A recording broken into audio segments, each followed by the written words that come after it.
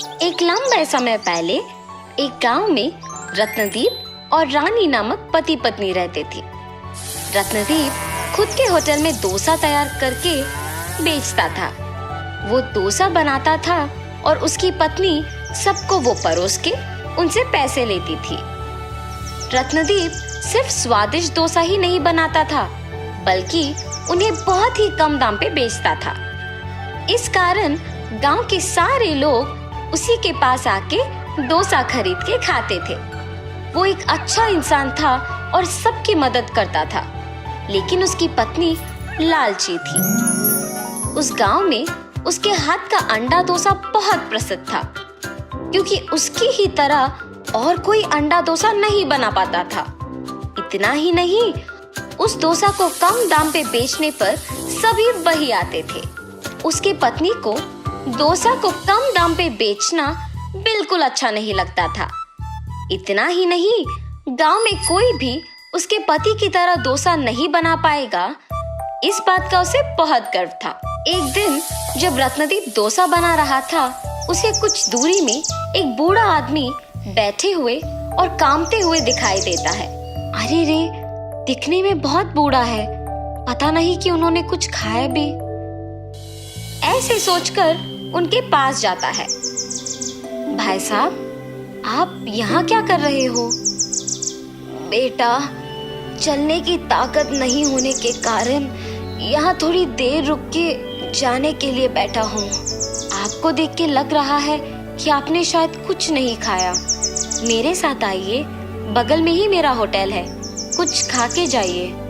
मगर मेरे पास पैसे नहीं है बेटा। पैसे देने की कोई जरूरत नहीं है, होटल मेरा ही है, आप बस मेरे साथ आओ। ऐसे कह के उस बूढ़े आदमी को उसके साथ अपने होटल लेके बिठाता है। वो गरम गरम डोसा बना के उसके पत्नी को उनको परोसने के लिए कहता है।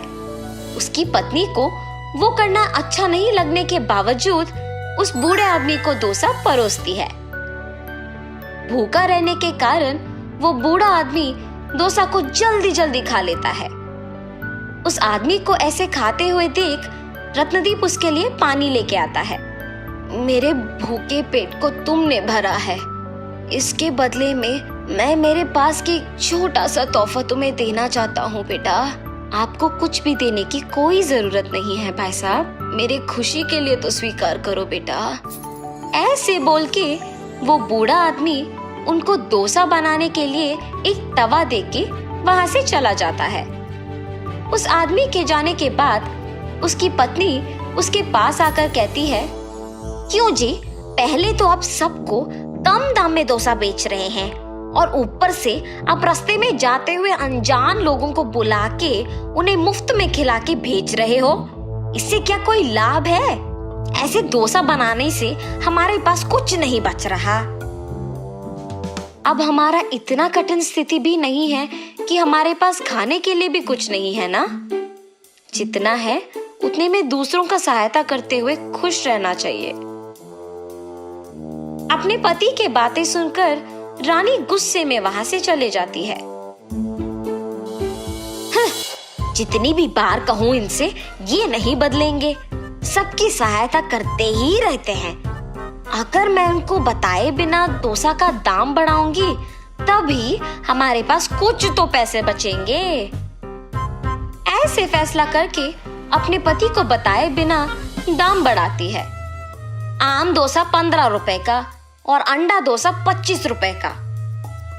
ऐसे होटल को आए हुए लोगों को बोलती है, आपके होटल में स्वादिष्ट खाना बनने के अलावा कम दाम पर मिलने के कारण ही हम सब आपके पास आते हैं, मगर अब आप ऐसे दाम अचानक बढ़ाते हैं तो कैसे होगा? अरे, आपको डोसा चाहिए तो खाइए, वरना नहीं। मेरे पति की तरह अगर कोई और इस गांव में स्वादिष्ट डोसा बनाता है तो उसी के पास जाके डोसा खाओ। ऐसे कठिन तरीके से कहती है। दाम बढ़ाने के बावजूद खाने के लिए सभी उसी होटल को आते हैं। कुछ दिन बाद पैसे बचते हैं और ये देख रानी बहुत खुश होती है। मेरे दाम बढ़ाने के बावजूद अगर लोग इसी होटल में खा रहे हैं तो इसका मतलब ये है कि मैं दाम और थोड़ा बढ़ा सकती हूँ। आज से अंडा डोसा 50 रुपए और आम डोसा 25 रुपए का है। ऐसे होटल को आए हुए सबको बोलती है। अरे, आपके होटल के डोसा चाहे कितना भी स्वादिष्ट क्यों ना हो, ऐसे दाम बढ़ाते जाओगे तो लोग कैसे खरीद पाएंगे? अरे, आपको अगर चाहिए तो इधर आके खाइए, वरना चले जाइए। ऐसे अभिमानी स्वभाव से कहने के कारण वो आदमी उसके सामने से ही दूसरे होटल को चला जाता है। उसको देख बाकी लोग भी चले जाते हैं। तब से सब उनके होटल को आना ही बंद कर देते हैं। रानी, क्या हुआ? कुछ दिनों से कोई भी होटल को नहीं आ रहा। हमारे जैसे और दूसरा कोई भी डोसा नहीं बना सकेगा, इसीलिए कभी ना कभी उन सबको लौट के आना ही पड़ेगा। मेरी पत्नी के लालच के बारे में तो मुझे पता ही है। या तो उसने होटल को आए हुए लोगों को कुछ कहा होगा, या फिर क्या मुझे बताए बिना उसने दाम बढ़ा दिया होगा। ऐसे सोच के कुछ नहीं कहता है और वहां से चला जाता है। ऐसे बहुत दिन बीतने के बाद सभी उसके होटल के बजाय उसके सामने के होटल को जाते हैं।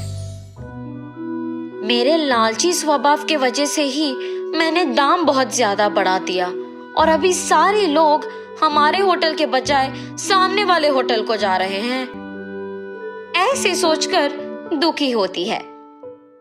उसको ऐसे दुखी देख उसका पति उसके पास आकर पूछता है, कम से कम अब तो सच बोलो, लोग हमारे होटल क्यों नहीं आ रहे हैं?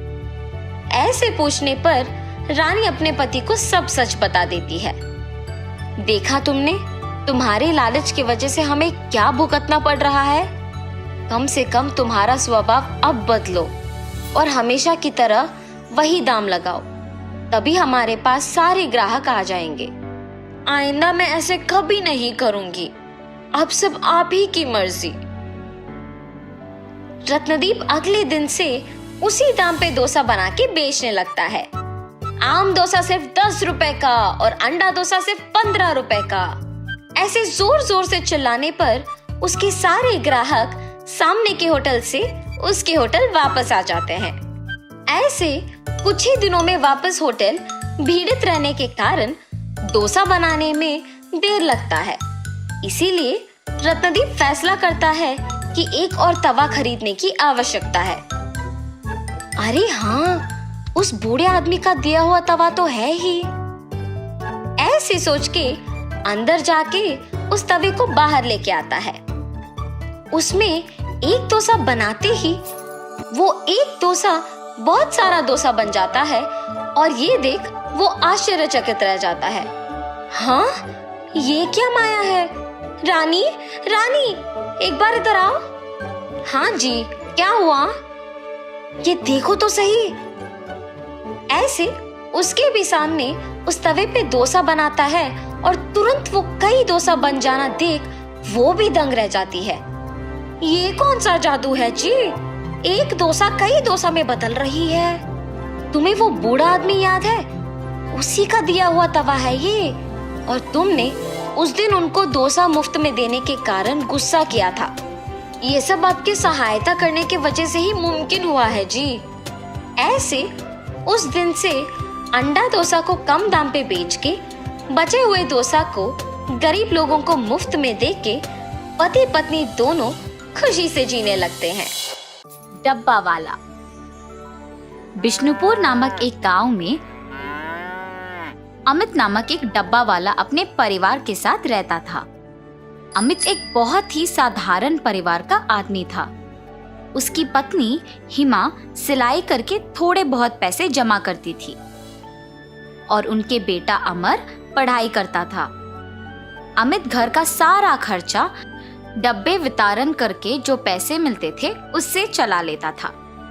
अमित हर दिन सुबह 8 बजे उठ के अपनी साइकिल पे शुरू होके घर घर को जाके नाश्ते के डिब्बे इकट्ठा करता था और उन डिब्बे में से कुछ पाठशाला में, कुछ कारखानों में समय पर पहुंचाता था। ऐसे ही हर दिन बहुत डब्बे वितरण करके डब्बे के 10 रुपए लेता था। आए हुए पैसों के साथ अपने बेटे को एक अच्छे स्कूल में पढ़ाता था। अमित जिस स्कूल में डब्बे पहुंचाता था, उसी स्कूल में उसका बेटा अमर पढ़ता था।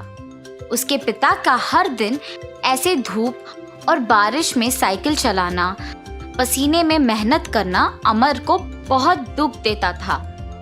ऐसे जब एक दिन अमित घर पे था तो अमर ने समय देखकर, पिताजी मुझे आपसे बात करना है। हाँ बोलो बेटा, कैसे पढ़ रहे हो तुम? मैं अच्छा पढ़ रहा हूँ पापा, आपसे कुछ बात करना चाहता हूँ। बोलो बेटा। पापा, आप मेरे लिए और मेरे स्कूल के फीस के लिए बहुत मेहनत कर रहे हैं। आप ऐसे धूप और बारिश में बहुत दूर के किलोमीटर साइकिल चलाते हुए डब्बे पहुंचाना मुझे अच्छा नहीं लग रहा।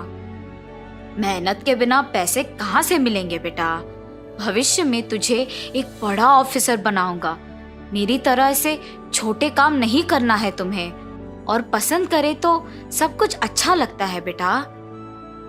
पिताजी की बातें सुनकर अमर सोचता है कि वो सारी बातें सच हैं, पर फिर भी उसे तसल्ली नहीं होती है और अपने पिता को ऐसे मेहनत करना देख नहीं पा रहा था।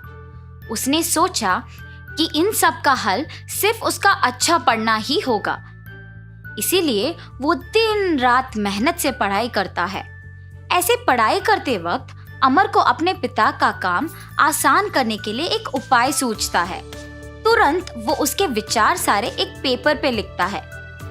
अगले दिन अमर अपने पिता के घर होते समय देख अपने विचार सारे उनसे कहता है, पापा, आपके ही काम में मेहनत के बिना आपके साथ ज्यादा लोग काम करते हुए अब की आपकी आमदनी से भी ज्यादा पैसे कमाने के लिए मेरे पास एक उपाय है, और इसमें आपको निवेश रखने की भी कोई जरूरत नहीं है। क्या बात कर रहे हो तुम? व्यापार चलाने की क्षमता हम में नहीं है। जाओ जाके पढ़ो बेटा। ये क्या बात हुई जी? पहले सुनो तो सही कि वो क्या कहना चाहता है। अगर वो ये कह रहा है कि निवेश के बिना ज्यादा पैसे कमाने का उपाय है, और वो भी इतने छोटे उम्र में, आपको तो खुश होना चाहिए ना। मेरी बात तो सुनिए पिताजी, सच्ची में ये मुमकिन है। ठीक है, बोलो, मैं भी अब तो जानू ये कैसे मुमकिन है। और ऐसे अमर अपने पिता को उसके विचार बताना शुरू करता है। पापा, हमारे गांव में कुल मिला के 350 परिवार है। आपके गिनती के अनुसार डब्बा देने वालों के परिवार में कारखानों में काम करने वाले, सरकारी कार्यालय में काम करने वाले, स्कूल और कॉलेज जाने वाले होंगे। इसीलिए उन सारी जगहों में मैं अपने दोस्तों के साथ नौकरी का मौका है। इच्छुक लोग आवेदन कर सकते हैं। निम्नलिखित पता पे आके अपना नाम और बाकी विवरण दे के नौकरी तुरंत शुरू कर सकते हैं। ऐसे पेपर में लिख के दीवारों पे चिपकाएंगे। उसके बाद जितने भी लोग आते हैं उन सबको यही काम समान रूप से विभाजित करेंगे। महीने के अंत में आए हुए पैसों में आधा हम उनको दे देंगे और आधा हम रख लेंगे। ठीक है, तुम्हारे गिनती तो मुझे समझ नहीं आ रहे, पर इसे हम ईमानदारी से कोशिश करेंगे। पढ़ाई का ज्ञान तुम्हारा है बेटा, और जिम्मेदारी का डर है मेरा। मैं ये नहीं कह रहा हूँ कि तुम्हारा सोच गलत है। तुम जाके तुम्हारे दोस्तों के साथ दीवारों पे नौकरी का अवसर के पेपर चिपकाओ। उसके बाद हम देखते हैं कि क्या करना है। ऐसे कहकर अमित वहां से चला जाता है। अपने पिता का दिया हुआ अवसर देख अमर अपने दोस्तों के साथ स्कूल, सरकारी कार्यालय, कारखाने, कॉलेज जैसे जगहों के बाहर उन पत्रिकों को चिपकाता है। और इतना ही नहीं, वहां पे लोगों को भी उसने बताया कि उसके पिता ने एक नया व्यापार शुरू किया और उसमें नौकरी का अवसर है। सभी को अमित के व्यक्तित्व के बारे में सालों से पता है, क्योंकि वे डब्बा वाले की तरह सालों से काम कर रहे हैं। तो इसीलिए गांव के लोग उसके पास काम करने के लिए सहमत होते हैं। नौकरी के बारे में विज्ञापन करने के कुछ ही दिनों में 60 लोग अमित के घर नौकरी के लिए आते हैं। आए हुए 60 लोगों को 5 अलग अलग भाग के जगहों के लिए विभाजन करते हैं। 12 लोग कारखानों के लिए, 12 सरकारी कार्यालय के लिए, 24 लोग स्कूल और कॉलेज के लिए और 12 को बाकी जगहों के लिए विभाजन करते हैं। इन सबको डब्बे इकट्ठा करके उन्हें उनके जगहों पे पहुंचाना था और सब काम पे लग जाते हैं उनके साइकिल पे। पहले महीने बाद डब्बा बेचने वाले परिवार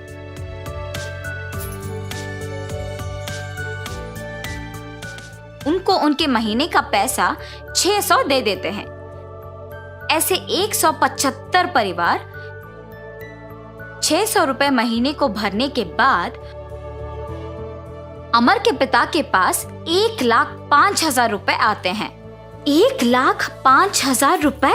उसमें से आधा तो हमारे साथ काम के कर्मचारियों को देने में ही जाएगा। फिर भी 52,500 रुपए तो बच जाते हैं। मेरा बेटा तो हीरो है। अमित ऐसे बहुत ही कम समय में एक अमीर व्यापारी बन जाता है। अमित के जीत का गांव के सारे लोग अभिनंदन करके उसका सत्कार करते हैं, पर उस समय पर अमित कहता है कि सत्कार उसे नहीं बल्कि उसके बेटे का करना चाहिए। इस जीत के पीछे मैं नहीं बल्कि मेरा बेटा है। 16 साल के मेरे बेटे से मेरी मेहनत और पसीना देखा नहीं जा रहा था और उसने तब इस व्यापार के बारे में सोचा। मेरे पास आके उसने इस उपाय के बारे में कहा। पढ़ा लिखा ना होने के कारण मुझे तो ये सब समझ में नहीं आया, पर उसने हार नहीं मानी और मुझे इस व्यापार के बारे में सब कुछ समझाया, नौकरी के अवसर के बारे में सबको बताया और मुझे यहाँ तक ले आया। मेरा बेटा ही असली हीरो है। ऐसे कहकर अमर का सत्कार करता है अमित। तो इस कहानी का नैतिक अच्छे विचार सोचने के लिए उम्र की कोई जरूरत नहीं होती है। अगर अपने मन में कुछ ठान ले और कृषि करे तो सफलता जरूर मिलेगी। दूध वाला।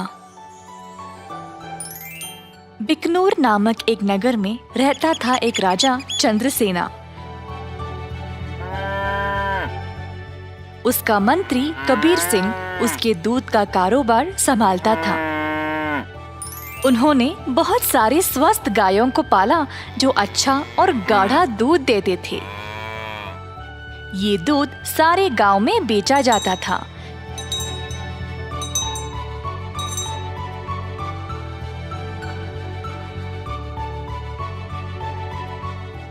कबीर सिंह खुद सब कुछ संभालता था। कबीर सिंह की पीढ़ी भी महाराजा के लिए काम करते आ रहे थे और इस वजह से चंद्रसेना उसका बहुत आदर करते थे। कबीर सिंह ने भी राजा को कभी भी निराश नहीं किया। सारे गांव में उसका अच्छा नाम था। हर रोज कबीर सिंह खेत पर जाता था। उसने बहुत लोगों को काम पे रखा गायों की देखभाल के लिए, ताकि वे अच्छे से खाए और सेहतमंद रहे। गायों को घास चराने के लिए वह दिन में कम से कम 2 बार भेजता था।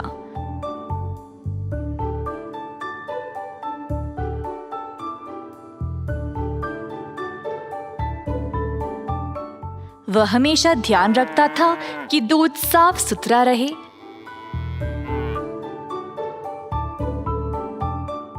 दूध निकालने के बाद वह 10 दूध वालों को देता था ताकि वह गांव में जाकर बेच दे।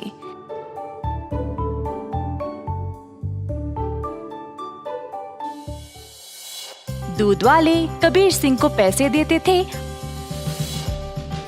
और कबीर जाकर चंद्रसेना को।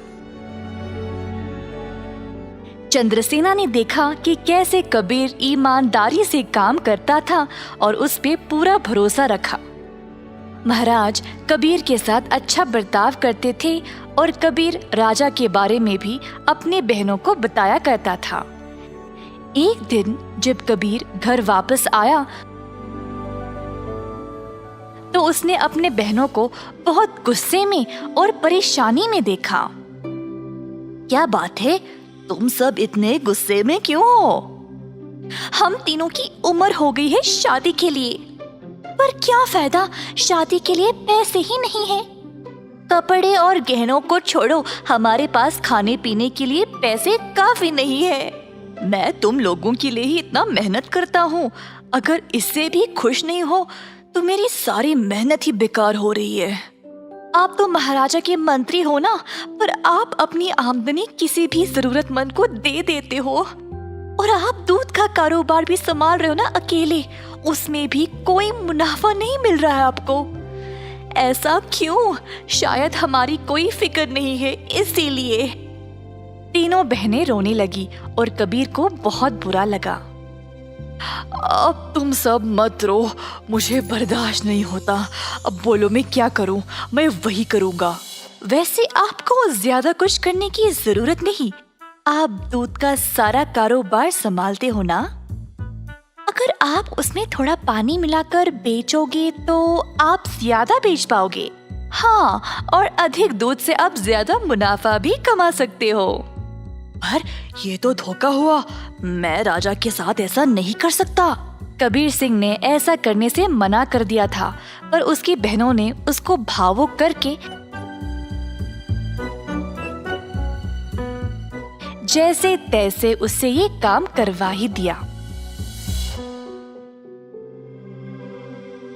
कबीर सिंह अक्सर कमाए गए पैसे राजा को देता था और बाकी के पैसे अपनी बहनों को देने लगा।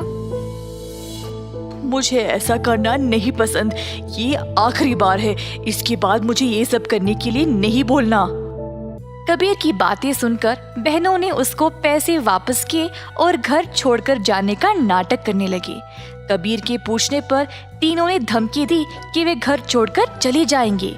मजबूर होकर कबीर को उनकी बात माननी ही पड़ी। कमाए गए पैसे राजा को देकर अधिक पैसे अपनी बहनों को देने लगा। ये सिलसिला कई दिनों तक चलता रहा। कुछ ही समय में कबीर की बहनें नए नए साड़ियां और गहने खरीदने लगे और अच्छा खासा खाने भी लगे। उनकी जिंदगी ही बदल गई। घर पर बैठे बिना तीनों सज धज के बाहर घूमने लगे, सबके आगे दिखावा करने के लिए।